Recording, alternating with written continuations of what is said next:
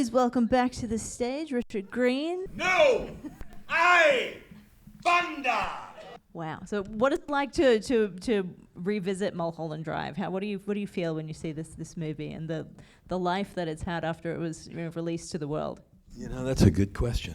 I'm just like the rest of the audience. I just fascinated by it. It takes me away. When I first saw it that night in Cannes, I was convinced after I saw it that my scene was 10 seconds long. It just, what? And then the next time I saw it was at the cast and crew screening in Hollywood that David put together at the Directors Guild. And I was absolutely convinced right after I saw it that I figured it all out. And I remember I went outside, smoking cigarettes at the time, and there was a little corner of the patio where the Directors Guild is, and I went to smoke a cigarette, and of course, who was there smoking a cigarette? David, right? And I walked up and I went, David, I figured it out. This is, and when I went, well, wait a minute, no, and then I just completely crumbled, and I remember he just had this little kind of smile, just a little smile. I'd seen the same smile. I had also the good fortune of seeing Eraserhead the first time it ever came out.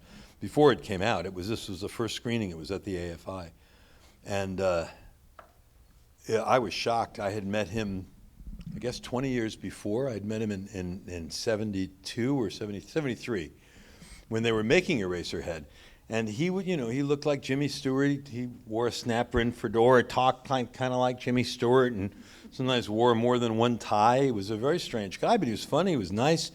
He was living with Jack Nance and Catherine Coulson. By the way, there's a great documentary, if I do say so myself, called I Know Catherine the Log Lady. I directed it. Our art director is out there. Thank you. If you've not seen this film, we all need to see it. She was an incredible person. David's right hand on Eraserhead, right-hand man. And her performance in Twin Peaks, especially in season 3, was just extraordinary. She was really, really sick and needed to do this, and David literally rewrote her part so that he could shoot it the next day in her home in Ashland, Oregon. She was that sick, but it was that important. It's a great story told by really, really interesting people. I didn't write the story, I didn't create the characters, I didn't write the dialogue. They're amazing, and they tell the story about living every moment of life, just completely and fully. And she's such an extraordinary, everybody should see it. I know Catherine.com, and there's flyers and stuff out there. Yeah, did anyone come and see it when it was at the Frida? Was that the Frida? Here, sometime in April. We played it at the Frida. That was how we first met you. That's right. Wonderful. It's a great experience. I feel the same way about watching that. I've seen it now. We were in I think 90 or 100 different screenings across the country, and I went to a bunch of them. And sitting in the audience, it was, you take, especially a documentary where you're not creating the material, you're discovering the material. I'm the audience, right? I cut it the way I wanted to see it. So to see it with another audience and have people getting the same beats that I'm getting and more, stuff I didn't even remember, David, when he first saw it, I spoke to him on the phone. I was in Germany and he was here in Hollywood, and he had me crying for 20 minutes because he caught things in the movie that I had forgotten that I'd put in. He's an extraordinary human.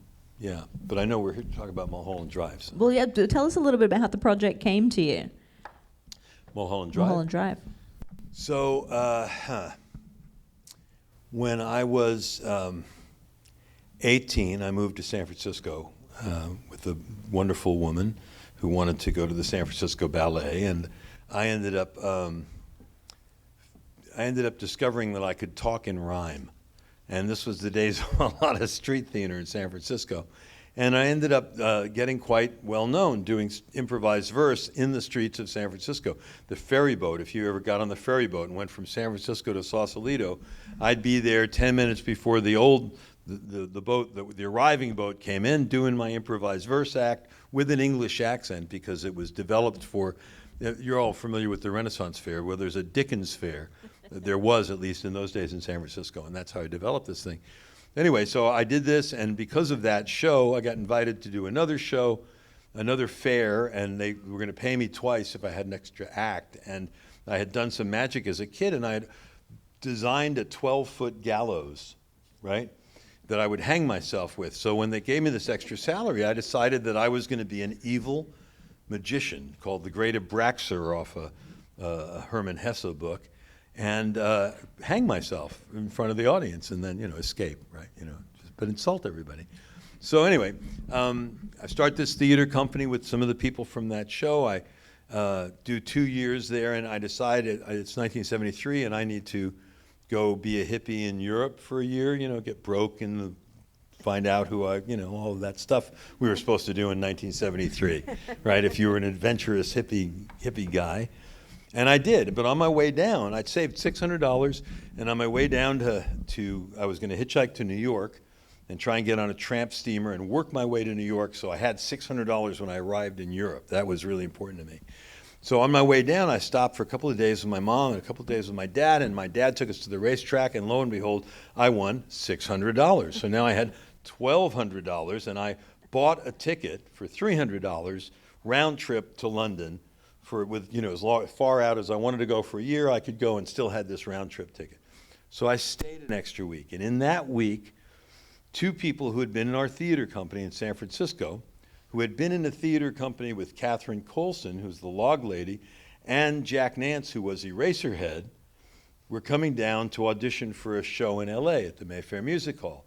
So I went to see them, and I saw the theater, and it was just like, it looked exactly like the scene in Mulholland Drive in the Club Silencio. Big red curtains and a box up there the chairman sat. And I ended up getting this gig to do my improvised verse act for 6 or 12 weeks here in LA. And who I hung out with was the woman who got hired, who was good friends with Catherine, who lived with Jack. They were married. And then David was living with them by that time, and they were making this movie Eraserhead. And David, I had a drinks budget. I could drink for like $20, $25 or something. This was 1973. You get really loaded for $25. And I don't drink.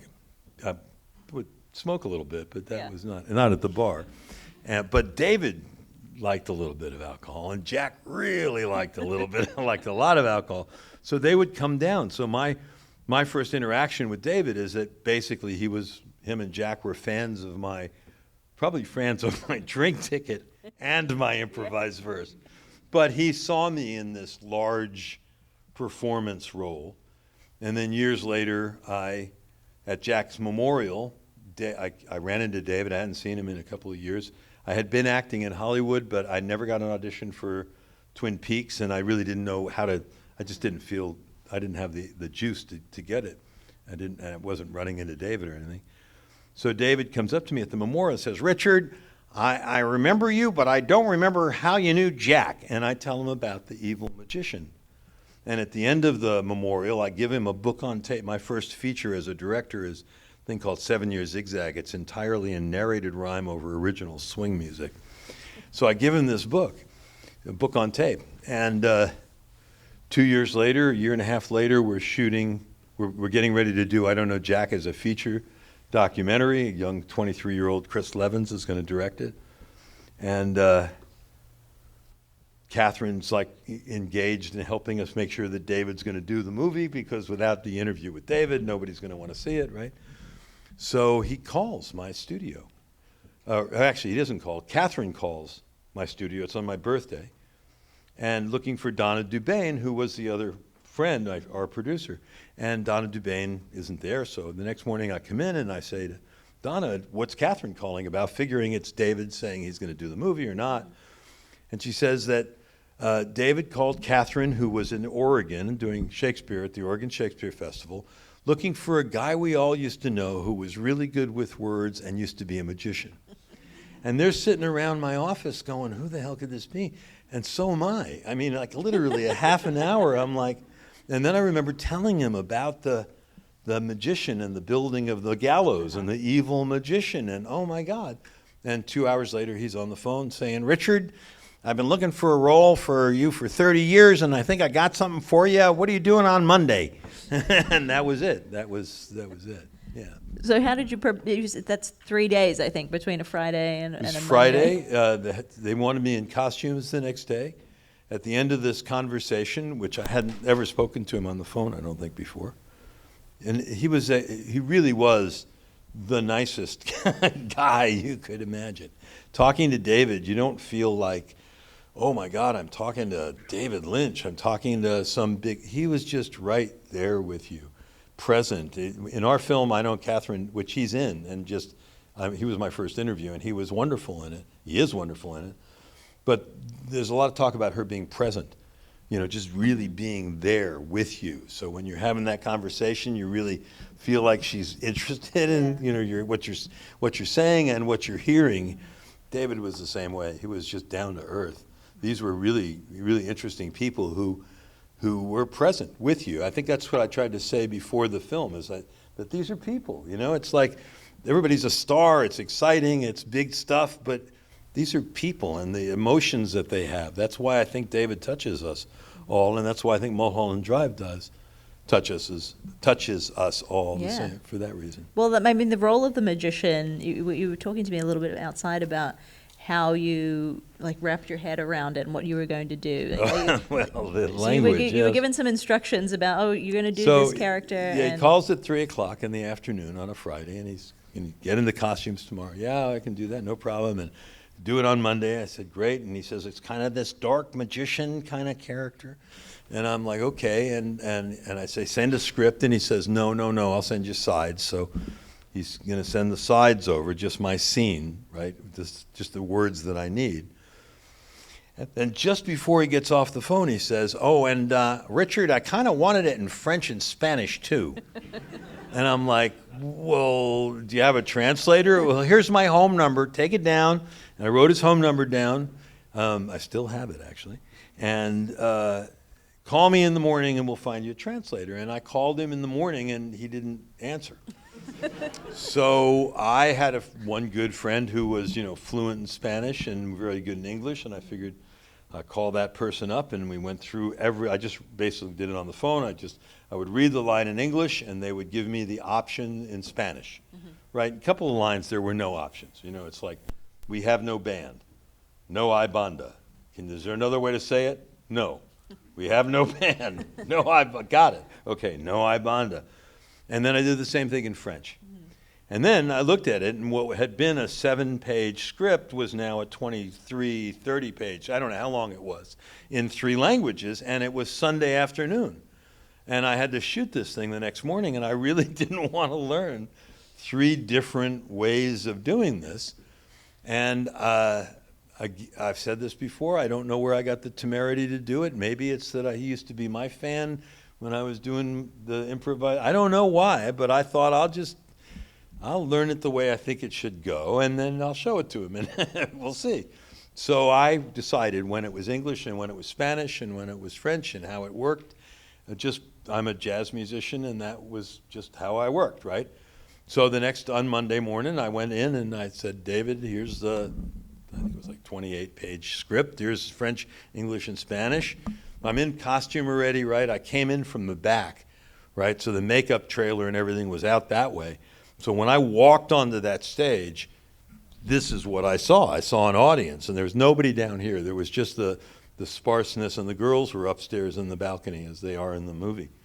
But for me, it was like there was no backstage. This was it, right? And I handed him that, and I said, I also kind of put it together in a way, it's just because and he said, well, let's see that. And that's what you saw. I did it once. He asked me to make one change. He wanted me to swoop into the microphone at one point. If you notice, I did that. You just saw the movie. It took 10 seconds, right? But it's really almost 3.5 minutes long, this crazy monologue. And that was it. And it was by far the greatest experience I'd ever had working with anybody else in any circumstance. Not only is it in that BBC poll, they took of the 177, and this was like 10 years ago, that said it's the #1 film. There was an article that was attendant to it, and it said that Mulholland Drive is a series of great scenes, and the greatest by far is when the MC comes out and says, no hay banda. Now, I'm sure there are a lot of other articles that say other things about the movie, but that sort of, stuck with me. Yeah, so that's how Amazing. that happened. Yeah. I mean, it's a interesting time to be a part of the David Lynch legacy, especially with his Yeah. passing this year, and Rebecca Del Rio also this year. How do you see yourself fitting into that legacy, and what do you want to do to continue to keep it alive?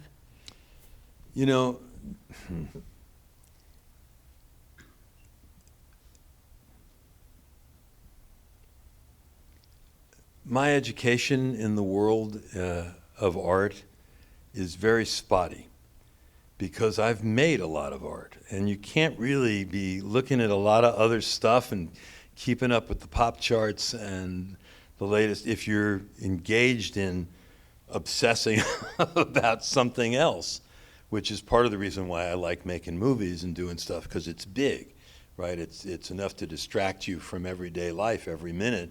You've got something in your head. I'm a songwriter as well. If I start a song, I'll wake up with it in the morning until I finish that song and maybe perform it a couple of times. I can't get it out of my head. So rephrase that question, because I feel like I'm halfway answering it, but It's just an important year for David Lynch, and a lot of David people passing, right. and I think a lot of people are discovering him this year as well. So I guess where I'm going with that is that I did Mulholland Drive. It was wonderful. It was the greatest experience you can imagine. The rhyming film that I have, 7 Years Zigzag, and David Lynch presents I Don't Know Jack, the unsolved life and homicide of Eraserhead star Jack Nance, which has David Lynch and Dennis Hopper and Catherine Coulson in it. Both of those films were done in 2001 and were in the Cannes market. And 7 Years Zigzag is a story of me trying to start the new swing music gig in LA and in London. So I had a lot of footage of performance, and we had a new band, and in that 2001 festival, my band opened the Cannes Film Festival. It was one guy I brought from LA and a cat I knew in France, and 12 musicians I'd never seen before in my life except that day for rehearsal. And 2 backup singers, 2 English women who were living in Monaco, who heard the music that day and matched every move I made on stage, and the 4 French national swing dance champs flying in front. Never, 5 minutes before we go on, somebody calls and say, "Hey, they're here. Do you want to hire them?" Sure, why not? And so they're just flying. It was an amazing festival, right? But that was it, right? I got a pin. This isn't actually the original one. There was one very much like this. It even was a little bit better, that they gave us the day that they had the premiere of Mulholland Drive, and I was invited because I was already there. It was totally an accident. I ran into David on the street. The next day, after my big performance, he arrived late and never saw it, right? And we had run into each other weeks before while color timing our films, and I said, "Are you going to Cannes?" And he said, "Can't tell you, Richard." Right? So I didn't know. I didn't even know if I was still in the film, but I ran into him and I got to go to this thing. And for 2 years after that, I wore this pin, right? I said, I'll take it off when a week goes by that nobody comes up to me and says, "I loved what you did in Mulholland Drive," or Tour de Force, or some wonderful, I'll never do anything like that. That was, that's my place in film history. I knew it when I saw it in Cannes. It was just that thing, because David was brilliant at mixing colors and textures and taking a guy who had large performance skills and an environment and just putting it together and being so open, right? So for 2 years, I said, when nobody says anything after a week, I'll take the damn pin off. And 2 years, because it was on cable and, but that was it for me. I then moved into voiceover and started, working in other areas and kept working, right, and just doing my thing. So it wasn't really until this project, I Know Catherine the Log Lady, which was 8 years ago, we did a big Kickstarter campaign. It's the first time that the magician ever kind of surfaced, you know, looking for, hey, I'm the magician from Mulholland Drive, send me money and I'll make a movie, which we did. It cost a lot more than we raised, but we made a really wonderful film that David loved and that is being widely received. And so David's passing, we were going to release the film digitally. We weren't going to do any theatrical at all. And then we went up to the art director. You can meet her. She's out there, of our film. She'd never been to North Bend. She's a Ukrainian refugee from the war. I took her up to North Bend, and we decided to do a sneak peek there. And then we started talking to the Lemley chain. The people, Greg Lemley was a friend of a friend, and I had lunch with him, and we started talking, and then David passed.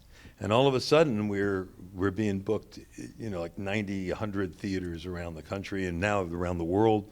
And so that changed our complete strategy. And all of a sudden, I was the magician from Mulholland Drive. I had been to, once I started making the movie, I'd been to these festivals because I was shooting. But I wasn't making a big deal out of it. It wasn't, you know, people were interested in my experience, right? But it wasn't, you know, I'm not pursuing my career as an actor on stage or on film, so it didn't matter to me, right? Yeah. But this film and the opportunity to talk to audiences, and now I get invited to events like this in Chicago, and they you know, and nice events and nice, it's wonderful. It's kind of cool. I just came back from a gathering of angels in England, which was a big Lynch fest organized by the woman who did the UK Twin Peaks Festival for years. And Sabrina Sutherland did not work on this film. It's the only film she didn't work on with David in the last 20 years. He had loaned her out to somebody else. But Michael Horst from Twin Peaks was there. And it was really interesting. I had an interesting experience signing autographs. I'd never signed autographs for money before, you know, and I always kind of poo-pooed it. I don't know how the audience feels about it. I always thought, hey, I got paid to do my job. You want a selfie? Come on over. Let's take a picture. You don't want an autograph? Great. And the idea of selling an autograph kind of, I don't know. I got paid for my, what's that about, right? But then I started seeing it happening a lot, and I decided to do it in England, and I'll tell you why I'm glad I did it. Aside from the money I put in my pocket, which was, you know, not massive, but I was surprised. Yeah, girls got aid. Yeah, you know. But I tell you what the difference was. Somebody comes up to you and asks for an autograph, they're timid about it. They feel that they're taking something from you, so they don't give you anything back. They don't want to, you know, let me, thank you, or you can make it to Joe, or, you know, you say that, okay, nice to meet you, yeah, okay, and they go off, or they run. They run off, maybe they'll ask for a selfie. Somebody gives you $20 to sign your name, standing in line for 20 minutes, I don't care who it is. Yeah. They feel like they can talk to you. There's for some a confidence minute. there in the There's other a little person, bit of, you know, okay, wait a minute, I'm not just taking, I'm giving. This is a give and take. And that's ultimately, again, what I tried to say before this movie. It's people, right? I'm just folks. I've had a wonderful career. I'm proud of how gutsy and crazy chances that I've taken and the stuff that I've done. But I'm just folks, you know, and if you know, you have something you want to make, you have some story you want to tell it. Tell it. People will listen once you, they'll help you tell it, and they'll listen when you're done. And if you're good at it, and you enjoyed making it, and even if you're not good at it and you enjoyed making it, even if you're not good at it and you didn't enjoy it, but you feel like you got to make another one, make another one. That's, you know, never before in history has the medium been so affordable, so accessible, and the means of distribution so affordable and so accessible. David Lynch is the only major director that I know of who never compromised. He compromised on Dune, and that was it. They screwed him, and he said, I'm not doing this anymore, and he never compromised. He just did, and he, you know, they're selling his 3 houses in Hollywood Hills for $15 million. To me, that's an enormous amount of money. But for a career of David's stature, that's, you know, and he's selling it so that he can have some money for his kids. He was an artist, and he followed his heart, and that's why we love him, because he was so much himself. Thank you so much, Richard. All right. Thank you. Sit tight. We have some time for some questions from people, and we've got Kino in the back with a microphone. Does anyone have a question for Richard that they'd like to ask? We've got someone up here in the front. Yeah, we know we're recording, so maybe let's get it. Let's get a mic. What's your name? Micaiah Beltran. First, thank you so much for being here, and thank you for allowing this whole experience to happen. It was honestly just the first half incredible. I'm looking forward to the rest of this. Are you comfortable sharing with us what your first, I got it, I know what this film is about, that you had in your head when you started smoking? No, because I don't even remember what it was at this stage. I will tell you that with me tonight is our art director and the true love of my life, and our executive producer, another true love of my life, just an amazing woman, Jane Albachet. So Alex Sherwin and Jane Albachet. We saw the film, I can't remember, it was a couple of months ago, at some theater in Los Angeles or someplace where we were. We saw the film. And after the film, they both said, I know it, I'm going to tell you what it is. And I'm like, no, hold off, right? And like I made them wait a week before they told me their theories. And they were wonderful. I don't know that they hold up. You know, I don't know. There's a John Thorne. I don't know if you're familiar with that man. He was one of the co-publishers of Wrapped in Plastic magazine, which was a Twin Peaks and Lynchian magazine for years. He then co-published the Blue Rose magazine, which then season 3 came out. He was involved, and he's just published a book, which I haven't read, but don't tell him. He gave me a lovely copy of about Mulholland Drive, and he's like one of the smartest guys on Twin Peaks that I know. So I'm interested in hearing what he has to say. I don't really have a theory. I kind of get it now. I've seen it so many times. It feels like I understand what it is. I don't know that I want to share it, and it's because I think I'll sound like an idiot. But also, it's David would never talk about this stuff. He didn't want to, and I don't think it's that he wasn't Hitchcock. You know, he didn't like plan it all out where the actors were just stick figures, carrying out his vision of the world. I think he was much more intuitive than that. And I know Catherine the Log Lady. I asked him if he ever dreamed about Catherine, and he said he didn't remember his dreams. And I was like, what? David Lynch doesn't? Wait a minute, isn't everything a dream? Well, I think that maybe everything was a daydream, not an unconscious dream. And he was very much into TM, which after I did my interview with him 8 years ago, I decided I would understand Catherine and him better. So I did it, and I do it every day. It's a fabulous thing. And I think it also touches into that where, I don't know that everything has to make sense. I think one of my favorite quotes of David, and I'm paraphrasing badly, I'm sure, is life doesn't make sense, so why do movies have to make sense? And this one makes sense. As we go through our lives, right? They kind of make sense as they're happening. We think they do. And in retrospect, we can certainly give them a logic and have them make sense. And the farther distant you get from your life, if you're reflective and look back, it kind of makes sense. But while it's happening, I don't know. So. Thank you. Any other questions from the audience? Got one back there, just behind you. Where? Yeah, what's your name, sir? My name's Cameron. My question to you is, during the day you were shooting, obviously you don't really know, you only had like the sidelines of the script and you didn't really know what the whole movie was going to be about. Can you describe a little bit about how like David directed you through shooting that day in terms of like making you like comfortable, like in terms of like what you were doing with the role? I can tell you what I observed. I was only there for a day, probably half a day. I got there early, immediately got into costume and makeup, probably got on the set around 9 o'clock, maybe 9:30, 10 o'clock or something. As I said before, the makeup and everything was back behind the theater. It's the Tower Theater on Broadway in Los Angeles. It's now an Apple store. They raised up the stage. It's horrible. It was so classic and grungy and dark, and now it's this bright Apple store. I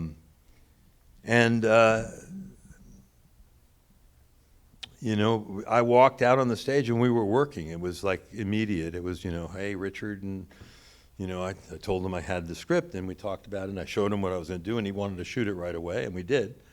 And then there's a moment where I throw my cane. I've always wondered how they caught it, because I couldn't see it. It's like black, lights coming at me. And then we shot it twice, and I believe it was twice, and that was it. And then I stood on the sidelines. I stood over stage left when Gino came out and introduced Rebecca Del Rio, and then she sang that song. And I got to tell you, they had major speakers in that theater. It was the most powerful thing I'd ever heard in my life. It still is. I've heard her do it, I can't tell you how many times, introducing her in various events and stuff. She passed, by the way, in May, Rebecca Del Rio. Some of her last recordings are in our movie. She did some of the soundtrack songs with me.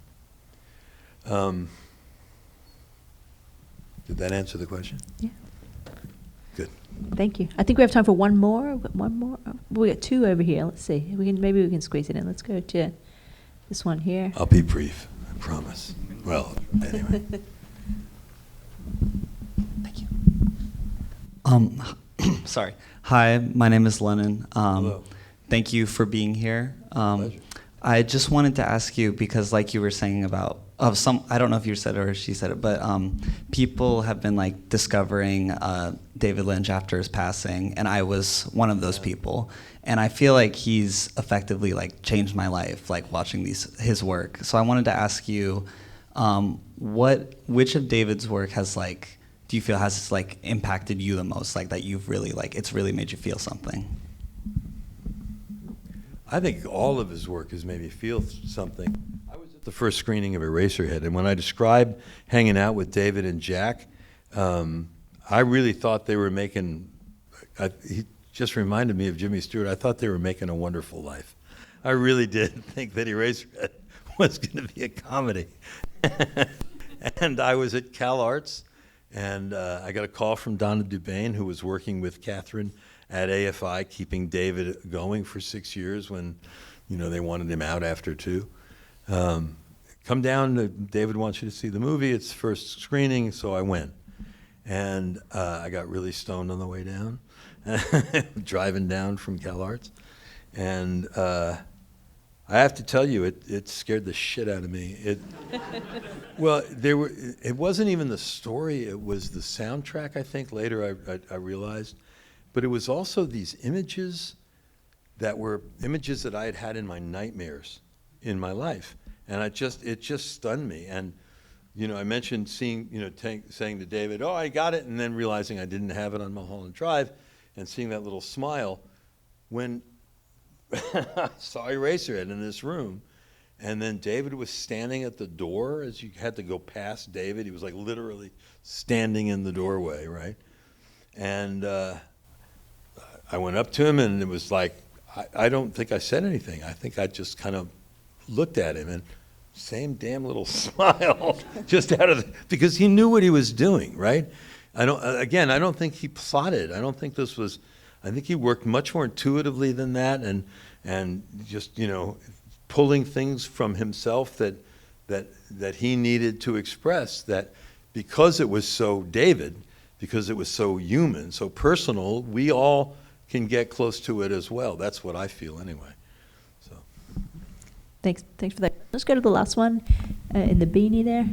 Make it a good one, man. Your last question here. Slightly short story with a question tacked on, if that's okay. But Henry Rollins, who was in Lost Highway, had a pretty small but also pretty memorable role in it, and he had talked about getting on set that day, and they were shot in like I think an old prison, and David Lynch was blasting metal music. I think it was Rammstein, and Henry Rollins walked out. He's like, "What's with the music?" And he said, "Isn't it great? It's my new favorite band," or whatever. And then he said he didn't stop the music while they were rolling, and then it doesn't end up in the final film. But Henry said there was the perception of the film while they filmed that scene, and then when he watched it in the final product, he said suddenly it made sense to him because he noticed all of their movements were really rigid because of the music. I was just curious, with your scene, it's obviously very distinct in the film, but was there any kind of aha moment when you watched it after the fact that sort of made sense?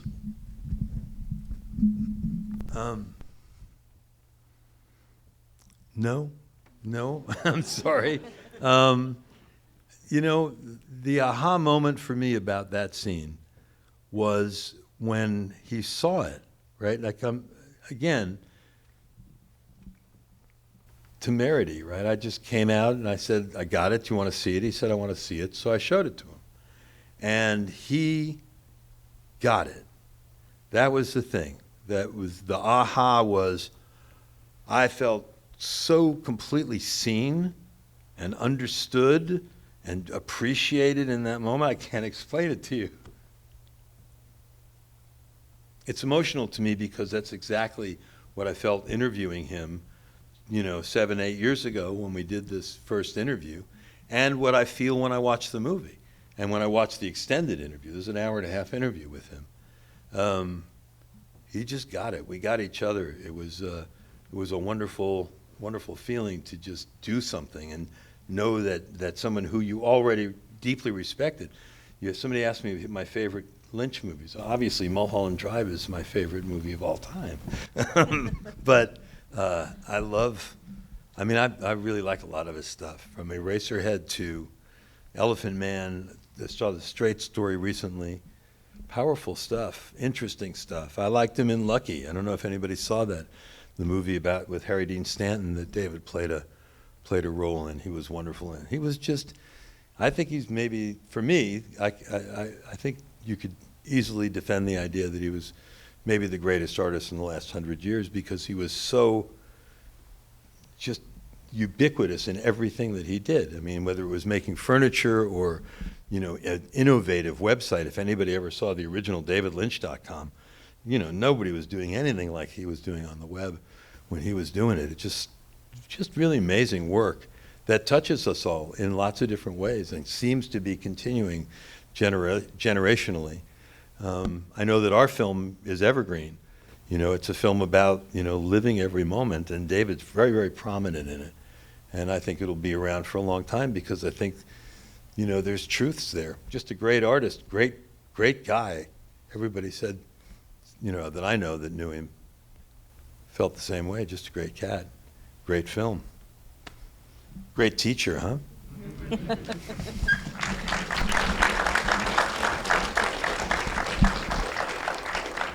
And the last thing I'll say is what a great space the Frida Cinema is. For just, at Orange County's only nonprofit art house movie theater, bringing people together to take in the magic of cinema. And for a big round of applause for Richard Green for coming down and chatting with us.